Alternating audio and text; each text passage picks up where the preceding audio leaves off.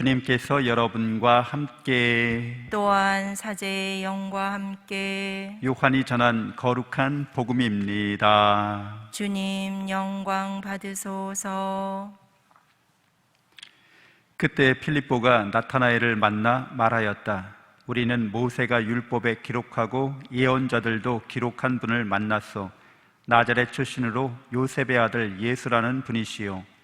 나타나엘은 필립보에게 나자렛에서 무슨 좋은 것이 나올 수 있겠소? 하였다. 그러자 필립보가 나타나엘에게 와서 보시오 하고 말하였다.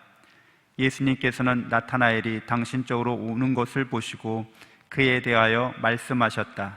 보라, 저 사람이야말로 참으로 이스라엘 사람이다. 저 사람은 거짓이 없다. 나타나엘이 예수님께 저를 어떻게 아십니까? 하고 물으니 예수님께서 그에게 필립보가 너를 부르기 전에 네가 무화과 나무 아래에 있는 것을 내가 보았다 하고 대답하셨다. 그러자 나타나엘이 예수님께 말하였다. 스승님, 스승님은 하느님의 아드님이십니다. 이스라엘의 임금님이십니다.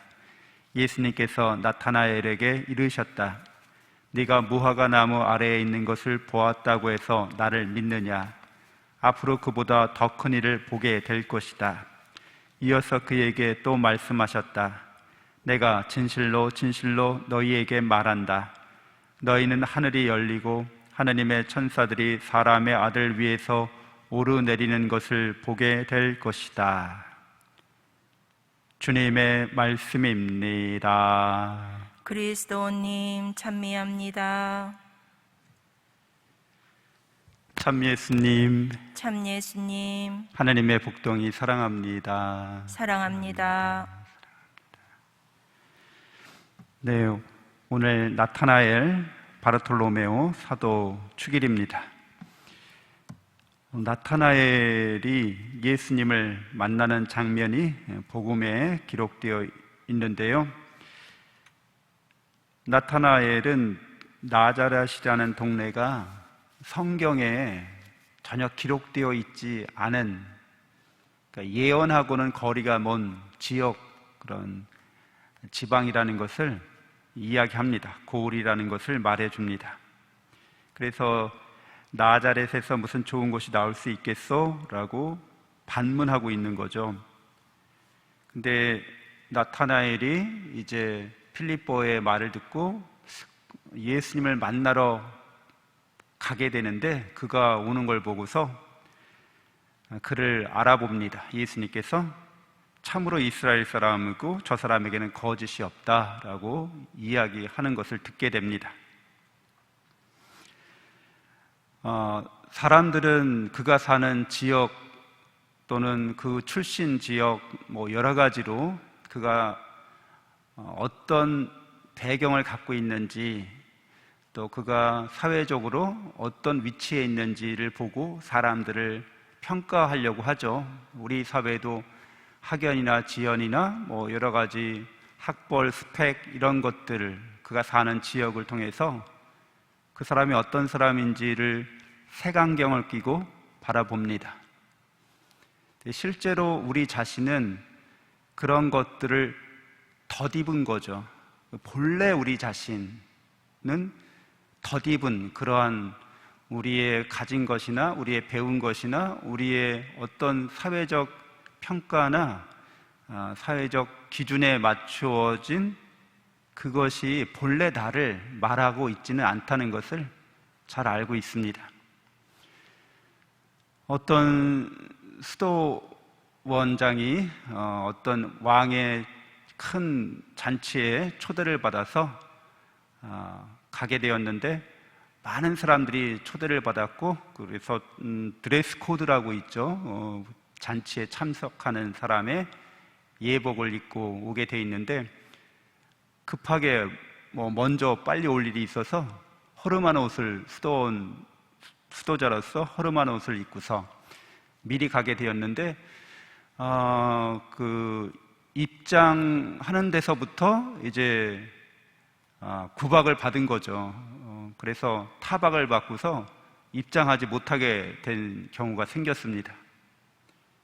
그래서 부랴부랴 다시 가서 이제 정장을 입고서 수도 원장으로서 입장을 하니까 사람들이 그를 잘 맞이해서 영접해서 이제 연회석 자리로 인도하게 되었는데, 그 차려진 음식을 그 수도 원장이 입으로 가서 먹지 않고 옷에다 다 부어버리고 옷에다 다 그걸 쏟아버리는 거죠. 그래서 왕이 깜짝 놀라서, 아니 수도 원장님 왜 옷에다가 음식을 그렇게 버리십니까? 라고 말했을 때, 나에게 이 음식을 대접하는 것은 본래 나 자신에게 하는 게 아니라 이 옷에 맞춰진 사회적 지위와 명예를 보고서 사람들이 대접한 것이니까 나에게는 합당치 않고 이 옷에 그 음식을 주는 것이 더 합당하지 않겠습니까? 라고 반문했다고 합니다.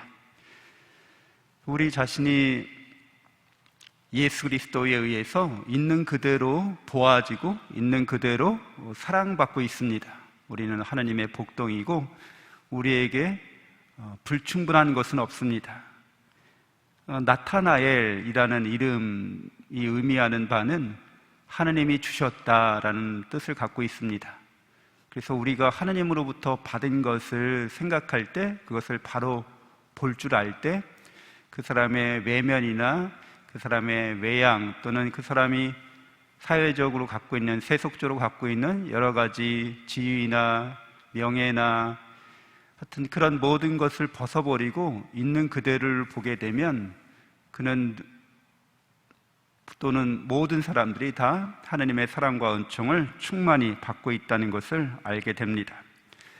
무화과 나무 아래 있었다고 예수님이 나타나엘을 말하고 있는데, 성경에서 무화과 나무는 열왕기 상권 5장 5절에서 솔로몬이 나라를 잘 통치해서 그 백성들이 포도나무와 무화과 나무 아래에서 잘 살았다, 아무 걱정 없이 살았다라는 그런 의미, 그런 맥락에서 볼 수도 있습니다.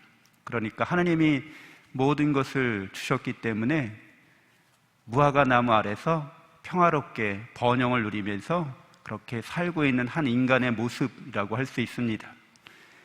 그리고 무화과 나무 아래, 모든 나무 아래에서는 이스라엘 사람들이 하나님의 말씀을 연구하고 묵상하는 그런 풍습이, 그런 사회적인 전통이 있었습니다. 그러니까 한낮 여름의 더운 날에 나무 그늘 아래 가서 사람들이 삼삼오오 모여서 하나님 말씀을 나누었던 거죠. 그러니까 예수님께서 무화과 나무 아래에 있는 나타나엘을 보신 것처럼 우리는 하나님께서 모든 것을 주신 자로서 평화와 번영을 누리고 있는 자이고, 하나님의 말씀을 귀히 듣는 그런 사람으로서 우리 자신을 정립할 수 있고, 모든 사람들도 그렇게 바라볼 수 있어야겠습니다. 일독서에서 우리는 하늘에서 내려온 예루살렘을 보게 되는데, 그리스도의 신부로서의 예루살렘인 거죠. 거기에는 12지파와 12사도의 이름이 새겨져 있다고 합니다. 그러니까 그것은 그들이 사랑받는, 은총받는 사람들로서 자신들의 인격으로 만들어진 도시를 말합니다. 인격으로 만들어진 도성을 말합니다. 우리들도 허례와 허식과 이런 위선을 모두 벗어버릴 수 있으려면 하나님의 사랑받는 복덩이로서 있는 그대로의 나 자신을 바로 알고 다른 사람들도 그렇게 보아주고, 그러면서 자신들의 인격이 훌륭한 인격이 되도록 내 자신이 사회적 지위와 평가에 좌우되는 것이 아니라 하나님의 사랑과 은총으로 형성된 그런 인격이 될 수 있도록 그렇게 잘 자신의 인격을 형성하고 연마할 수 있어야겠습니다.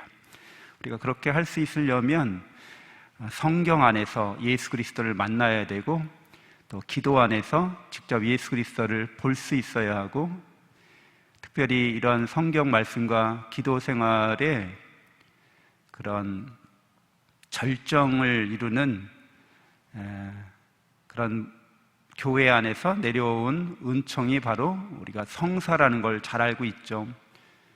그래서 성사의 은총에 힘입어서 예수 그리스도를 볼 수 있어야겠습니다.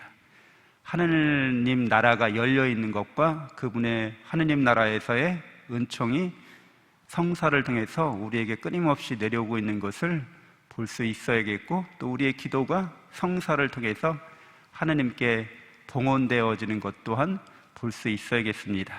잠시 눈을 감고 묵상하겠습니다.